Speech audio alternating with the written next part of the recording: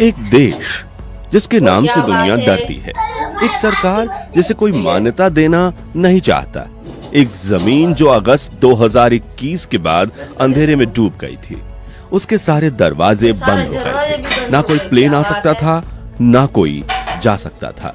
लेकिन अगर मैं आपसे कहूं कि उसी अंधेरे में एक रोशनी की किरण ढूंढ ली गई है, अगर मैं कहूं कि वही तालिबान अब दुनिया के लिए सबसे बड़े दरवाजे यानी अपने एयरपोर्ट्स और एक हाईटेक तरीके से खोल रहा है, यह कहानी तालिबान के सबसे एम्बिशियस प्रोजेक्ट की है।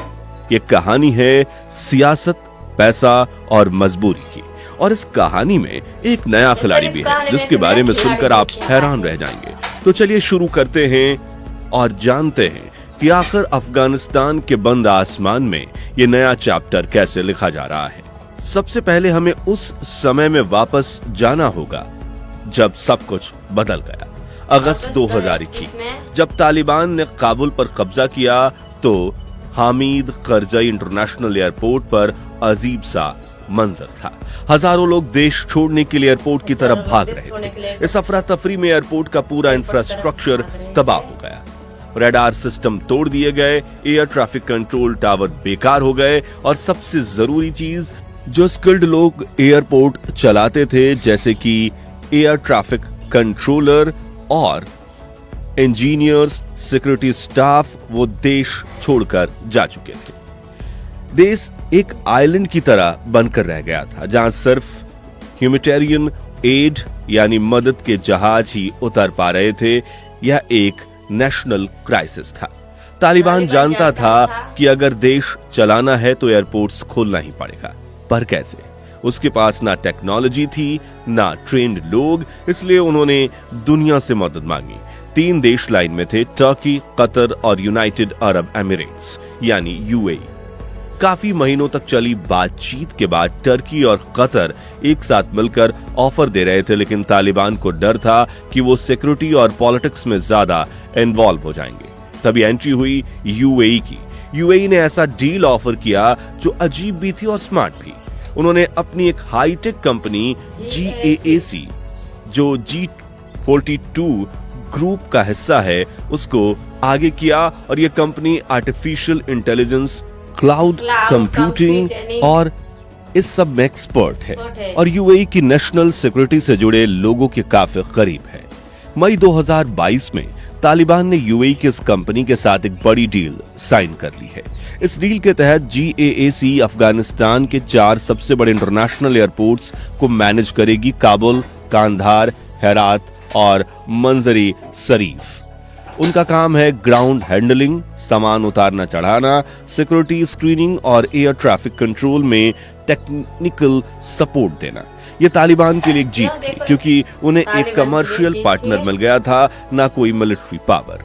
अब सवाल उठता है कि इस पूरी गेम में हमारा देश इंडिया कहां खड़ा है? तो देखिए, अफगानिस्तान से हमारा रिश्ता हमेशा गहरा रहा है। हमने वहां पार्लियामेंट बिल्डिंग बनवाई, सलमा डैम बनाया, सड़कें बनाई। हम अफगानिस्तान के सबसे बड़े डेवलपमेंट पार्टनर्स में से एक थे, लेकिन तालिबान के आने के बाद चीजें बदल गईं। इंडिया ने तालिबान सरकार को अभी तक रिकॉग्नाइज नहीं किया है।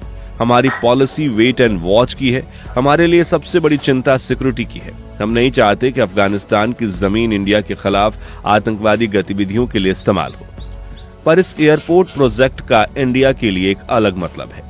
एक स्टेबल और चलता हुआ अफगानिस्तान इंडिया के हित में है। अगर वहां एयरपोर्ट्स सही काम करते हैं तो ट्रेड के नए रास्ते खुल सकते हैं। सोच के देखिए, हमारा बनाया हुआ 4 बहार पोर्ट ईरान में है और वहां से आगे सेंट्रल एशिया का रास्ता अफगानिस्तान से होकर गुजरता है।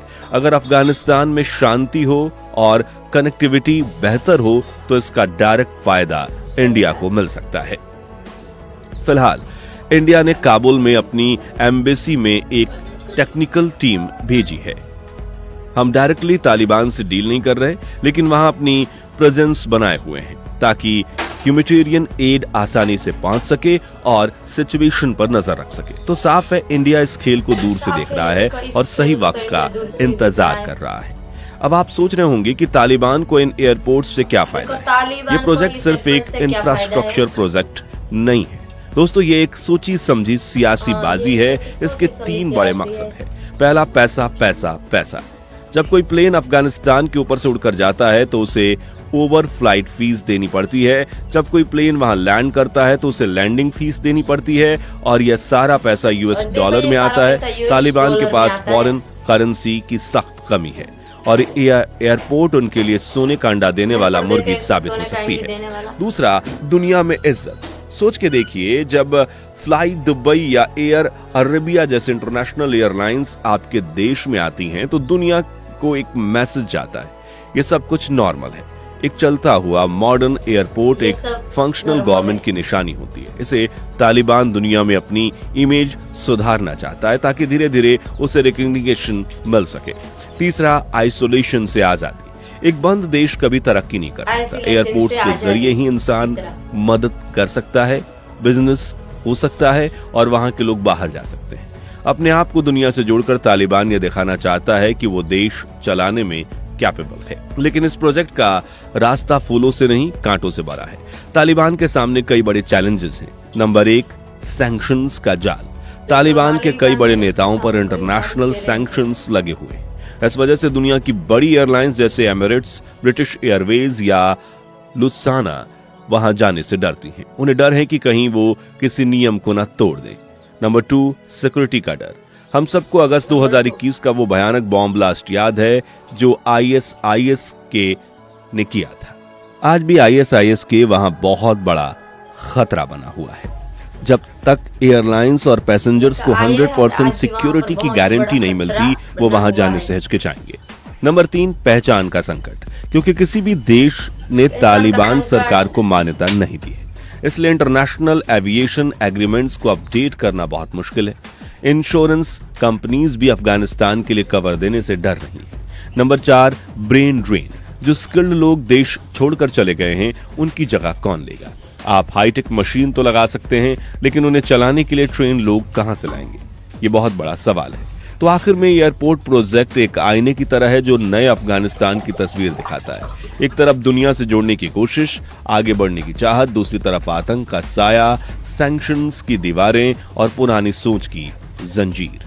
यूएई की कंपनी ने इन एयरपोर्ट्स को ऑपरेशनल तो कर दिया है, लेकिन इनका फ्यूचर इस बात पर डिपेंड करेगा कि क्या तालिबान दुनिया का भरोसा जीत पाता है, क्या वो सिक्योरिटी की गारंटी दे पाता है। यह प्रोजेक्ट तालिबान के लिए एक इम्तिहान है, एक टेस्ट है ये साबित करने की कि क्या वो एक आतंकी संगठन से जिम्मेदार सरकार बना सकते हैं या नहीं। आपकी राय क्या है इस बारे में? क्या आप ये प्रोजेक्ट तालिबान को दुनिया से जोड़ने वाला देखते हैं या ये सिर्फ एक दिखावा बनकर रह जाएगा? अपने विचार कमेंट सेक्शन में जरूर बताएं। अगर आपको ये वीडियो पसंद आई हो तो लाइक करें, अपने दोस्तों के साथ शेयर करें, हमारे चैनल को सब्सक्राइब करना ना भूलें। मिलते हैं अगले वीडियो में। जय हिंद।